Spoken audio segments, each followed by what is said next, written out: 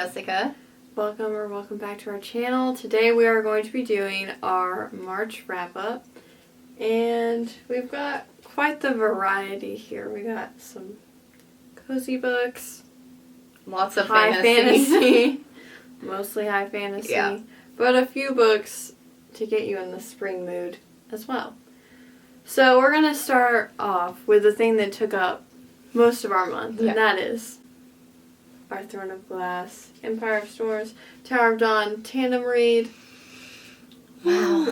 I don't know how to talk about these because it's obviously close to the last of the series. There's only one book after this, so anything I say, huge spoiler. But wow. Let's talk about nervous. This. Would we recommend the tandem read? Yes. Yes. Is it a chore? Yes. So, brace yourselves. Don't force it on yourself. Persevere. Wait until you are truly in the mood or you will be in a huge slump. Yeah, you'll be very bogged down. But so good. I would have died to have read this whole thing and then have to wait and I will read say this. though, something that was surprising to me. So I started out, you can say if it was the same for you. I started out wanting to read Empire of Storms more and like I was more into this, but eventually I wanted to read Tower of Dawn more. I won't say why. I'll say this book is an opportunity for there to be a lot of redemption for one of our characters, which I don't know that he really, like, to me, he didn't really need redemption, but he needed redemption for himself. And so that definitely is what this book is centered on, and I thought the direction it went was very interesting and very, like, on the edge of your seat. This book has a lot of POVs. Yeah. So, I mean, it's like every chapter is a different POV, basically. This just kind of alternates between 2 or so, maybe 3. So I feel like you get more invested in this eventually because you're just focused on a very select few characters, whereas this, you're, like, hopping around constantly. Yes. And there is, like, a lot going down in this, but it's, like, almost a little overwhelming because there's so much happening. It's like everything is happening at once. So, all in all, I would say it was a good experience. I did feel like a burden had been lifted a little bit when I was finished. And so I would say for that reason alone, for me, like, these books were probably not as highly rated as other books just because they both are so beefy and you're reading them at the same time and you're having to, like, keep up on the reading sheet with, okay, I read 2 chapters of this and then 6 chapters of that or whatever. So for that reason, I gave each of these 4 stars. I gave them both 5. Because I just can't do my characters like that. Like, these are not 4-star fantasy books to me. Was it annoying to have to read them like this? Yes. But the books themselves, I can't do Sarah J. Maas like that. I can't do my characters like that. They deserve better. So, my first book that I did read this month was A Multitude of Dreams by Mara Rutherford. And I honestly forgot I even read this book. So maybe that should affect my rating a little bit. I enjoyed the writing a lot in the moment, but it felt like a short story. Like there was something missing, but I'm pretty sure it's a standalone. So if it's a standalone, my rating is like on the ground. If it's series, I'm like, okay, I'm intrigued. I know what's going on now. I have some background information, but I think it's a standalone. So I'm going to give it 3 stars. Because I liked it a lot in the moment. The writing was really good. We follow Princess Imogen of Gosland, who was basically kidnapped by these princesses to be their little sister because their little sister died. The dad, the king, is like a psycho, and he's like, his favorite child is the youngest child, which was Princess Imogen. So they're like, we gotta get a girl to pretend to be her to keep the kingdom sane. And there's like this big disease going on that's killing off all these people. And then there's like a nearby lord who's sending this guy to find all the immune people. but then, like, he basically... It's like, oh, there's almost vampires. Like, it was just a fever dream. I was like, does this really make sense? This is very YA. Like, you're just throwing paranormal things in here when you could have just had such a cool, almost historical, fantasy gothic story. Sometimes I feel like authors throw in paranormal things when they don't know how to, like, wrap things Yeah, up. it's like just an excuse for why things are happening. So, yeah. So what did you... 3 stars. Okay. The first book I actually read this month that came before the Tandem read was Shadow and Bone. So I cannot watch a show or movie in good conscience knowing there's a book about it without reading the book. So I wanted to watch this show. The 2nd season came out, so I was like, I feel like I need to, just dive into this world. And I'm pretty content with the fact that I did. I do. It doesn't sound very good. I do enjoy it. I did enjoy it. I think I'm going to love the Crows duology a lot more. Are the characters just too moral for you? No, honestly, like, what bothers me about this series is the main character. Like, she's just really annoying to me. So, unpopular opinion, I guess, hate Mal. Okay, so if you don't know what this is about a girl named Alina, her bestie Mal. They're orphaned. Mal is a guy. Mal is a guy. It's short for, I can't even remember what his, like, full name is, but I don't know. they have been orphaned and lived together basically their whole lives. And in this world, there are the Grecias, and the Grecias are, like, the gifted ones who have different magical abilities. And when, well, I won't say that because that's kind of a spoiler. But Mal and Alina are serving in the king's army. She makes maps. Cartographer. And Mal is a soldier. And one day, Alina finds out that Mal has to go on this mission to cross into the Fold. The Fold is like this black abyss dividing the country, and you cannot cross into this other part of the country unless you go through the Fold. So imagine just taking a ship into pitch blackness that is full of, like, monstery demon type things. So she's like, well, if Mal has to go, then I'll go too. And so she, like, kind of sabotages something to make sure that she can go. So which is so selfish. Yeah. Like, you're ruining other people's lives. Yes. So she crosses into the Fold. Things start happening.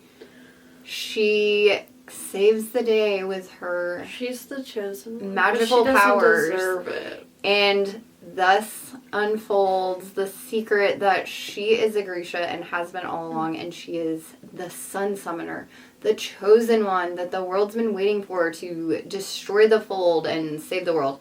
And honestly, I feel like this book has a lot of things that it copied from Harry Potter. Like, there was a lot of Harry Potter elements, like the chosen one, there's like Horcruxes-ish. I don't know.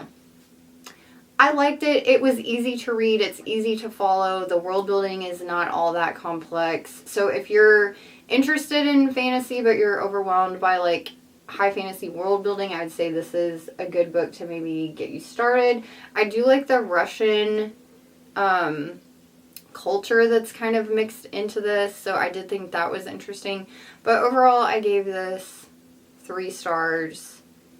If Alina was less annoying, it might be higher. Okay, my next book is another ARC, but this comes out April 4th, and it's already out in the UK. So you can go get this because I gave it 4 stars. I am a huge fan of second chance romance.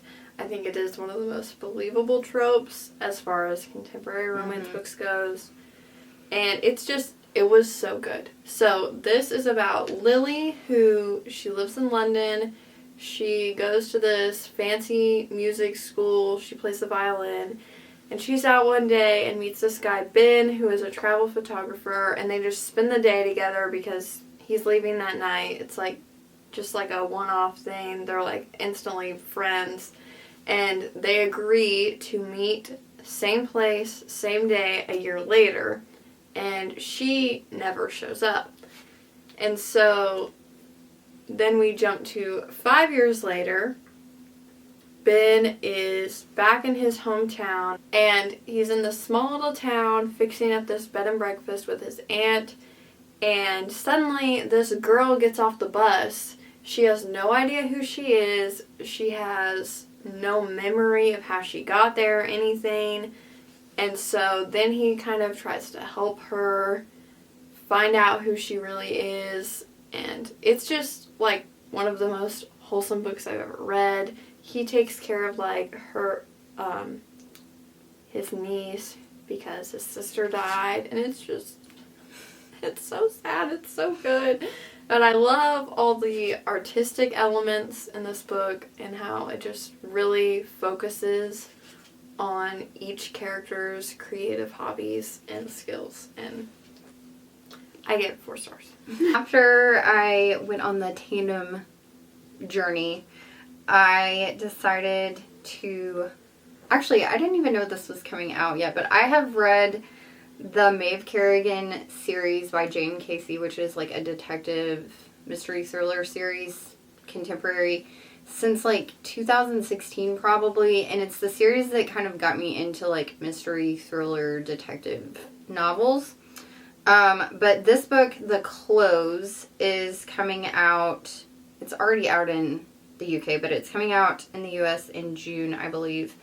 But this book, you could read as a standalone. I mean, there's not a whole lot of information you need to know going into this, but I would recommend starting at the beginning, because there's a lot of relationship pining that happens consistently throughout the series that just continues to build in this book. But this book specifically follows our main character, Maeve, who is a homicide detective, and she is investigating a homicide when she gets kind of approached with this special project, which is to go undercover with her boss, Josh, hence where the pining comes in. But they are supposed to go undercover as a couple in this like upper class, prestigious neighborhood in the suburbs, and they have reason to believe that there's human trafficking occurring in this neighborhood. And so they kind of set up this perfect story of why they need to move into this neighborhood. They're posing as like house sitters for this lady, and so they move into her house and kind of start investigating the things that are going on in this neighborhood. Very like they very much have to like infiltrate themselves into like the neighborhood picnics and like getting to know each of the neighbors, so they'll open up to them and stuff like that. But the reason that they initially moved there to investigate the potential human trafficking, actually there ends up being other things that are going on as well. So there's a lot happening. There's like some psychological elements that come into play. It's pretty fast-paced and definitely keeps you on the edge of your seat, so I would highly recommend it. I will read pretty much anything that Jane Casey reads, and I gave this book 4 stars. Okay, my next book is Flower Heart by Catherine Bakewell, and I picked up this book because my girl, Desi from Darling Desi, said it had Studio Ghibli vibes, it was cozy, it was amazing. And look at the cover, okay? And the back. The back is gorgeous. The spine is gorgeous. And I was so disappointed. And I'm so sad, but I will keep this book because of the cover. I'm not getting rid of it for a while because I literally just bought it like 2 weeks ago. And this follows Clara, who... her magic has always been kind of uncontainable. She just can't control it. And so everyone views her as a very dangerous witch. And one day, she accidentally grows poisonous flowers in her father's chest because her magic is tied to nature. She can make things grow. She can make things die. Certain flowers mean certain emotions and different things. And so the Magic Council is like, okay, well, you're kind of a hazard because we've seen this kind of thing happen a lot. You have two choices. We can take away your magic or we will bind it. And so all that happens, and her former best friend, Xavier, is on the council, and he's like, can she please just have time to try to fix her father's condition? And so they're like, yeah, sure. So she tries to cast this very difficult spell. So she becomes his apprentice to try to learn how to do it. It's called the Blessing. And, like... The Blessing. And it's like, okay, I don't know if this is a spoiler. If you have any interest, you can skip, like, 10 seconds. She does it, like, halfway through the book. Like, this girl cannot control her magic to save her life. Her entire life. She hasn't been able to. But we read, like, 100 pages, and she's like, oh my gosh, I did it. Wow. That was great. And then I'm like, what's left? I don't understand. And so I just feel like it could have been a short story. I was talking to someone else on bookstagram about this. They were like, yeah, I bought it because of the cover, and yeah, it should have been a short story. It felt almost shallow. Like they were having to stretch out a short story. Yeah, like the romance wasn't really believable because everything was just so fast. You just didn't even have time to feel connected. But I gave her 3 stars. It's very, like, spring vibes. Yes, too. I didn't get the Studio Ghibli, though. The next and last book I picked up this month, because I didn't finish my last book in time, is Siege and Storm, Book 2 in the Shadow and Bone trilogy. I'm not going to give any details about what this is about, because if you haven't read the first book, then you can't know what this is about. But I will say there are some new characters introduced into this book that I really liked. There is some pirate elements that come into play. We kind of get a glimpse into Alina's mental state, which is not good. She's having some mental struggles with what's happening around her. I still think she was annoying. But I will say the pirate elements kind of redeemed it for me, so I gave this book 3.5 stars. And Emmalynn is just like all about the pirate boy. I'm dying to watch the second season. We still haven't finished the first one because my dad is gone. Little jerk. Okay, my next book, I have 2 left. Number 1, another art. Sorry. This is not helpful for anyone. But it comes out August 1st, and that is Read Me Your Midnight by Rachel Griffin. I'm gonna just throw it out here. This is my least favorite book of hers. I feel like this is so bad.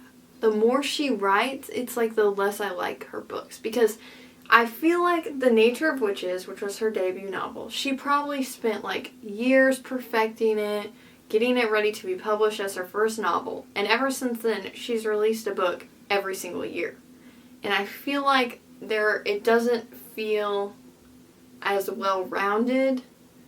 And it's just kind of like, oh, I have an idea. I gotta hurry up so I can release this. And I am fine with waiting for a book if it's gonna be, like, amazing. Because I feel like all your books should be better and better as you go. And this follows this girl. I already forgot her name, and I read this, like, a few days ago, so without saying anything. Tana? It's short for something. It's short for, like, Mortana or something like that. Okay. It's very interesting. Anyways, she's a witch. She lives at the Witchery, which to me sounds like a brewery. Yeah, or like a chicken coop or something. I don't know why. Like the hatchery. Yeah. Anyways, not very creative. I'll stop hating. And she lives on this island all the witches live there. Their magic is called low tide magic. So they don't have a lot of power. They got rid of the old coven who was too powerful. They call them dark magic. They're actually called high tide magic. And does it have to do with the tides? Yes. Okay. It's like nature related mostly. Interesting. Kind of. And so her parents are like, yo, we feel as though our lives are being threatened by the mainlanders. You have to get married to this guy's son. She's like, okay, that's fine. And she's fine with it for like half the book until she meets mysterious wolf. That's his name? Yes. Like WOLFE? Yeah. Okay. Is that short for something? No. Okay. And he is I guess. dark magic. And one day she misses the rush, which is how they expel all their extra magic into the ocean. And if she doesn't get rid of it, she's going to die. And so she secretly meets with him It's to like pin-up aggression. Yeah. Okay. To expel her magic into the ocean. And she just is fascinated by him, and it's the only thing she's ever had for herself, and now she doesn't want to get married to this guy. It was just everything I've read before, and that was the problem. Like, it had so much potential, and I love how Rachel Griffin, all her witches have something tied to nature, and I just love her descriptions of nature and the writing. And she kept marketing this as like a forbidden love, a slow burn romance, and I was so ready for it. But I'm like, this is so insta-love. It just didn't hit me in my heart like the rest of her books do, you know? So, I'm sorry that was super ranty, but 3.5 stars. Because... You gave it 3.5 stars after all that? Yes, because I just can't with her writing. Like, her writing is so good, but the plot just fell flat. Okay. And her book, like... If it was a 3-star romance by, like, someone else who I don't really like their writing and it was just, like, Wattpad, 2 stars. But this writing, the descriptions of the nature, the island vibes. So that redeemed it. The, like, perfumery that she works at. It was just, that was all really cool. It was just, honestly, the romance. Like, if there was no romance, she was just like, I don't want to get married to this guy because I want to live for myself and choose my own life. I honestly would have liked it more. It just felt kind of forced. But then we have a 5-star. Oh, really? Sisters of Sword and Song by 5 Rebecca Ross. stars. Okay, I'm intrigued because I've not heard this was a 5-star. Yes, because I finished it like at 11:45 last night. This follows. I don't even know how to say her name. It's like Evadne. Evadne. That sounds like a disease. Don't catch the Evadne. And Halcyon? Halcyon. Bon Iver has a song called that. Yeah, I think Paper Kites do too. But I don't know how you say it. We follow 2 sisters. With weird names. One of them has magic and one of them doesn't. The older sister has been gone for years and years. Because she was like kind of chosen to be in this legion. She's a warrior. And eventually what happens is the day before she returns home, she sneaks into her sister's window and is like, listen, somebody is going to come looking for me. I've been accused of something I didn't do. I'm not telling you anything so you don't have to lie. But like, I love you and I have to leave. So then the next day, this commander comes and he's like, I know you have her. She's committed a crime. She murdered her, they call them like hoplites or something like that. Like her, that they're like partnered with? Yeah, for like missions and stuff. Turns out the guy she killed, the commander's son. Oopsies.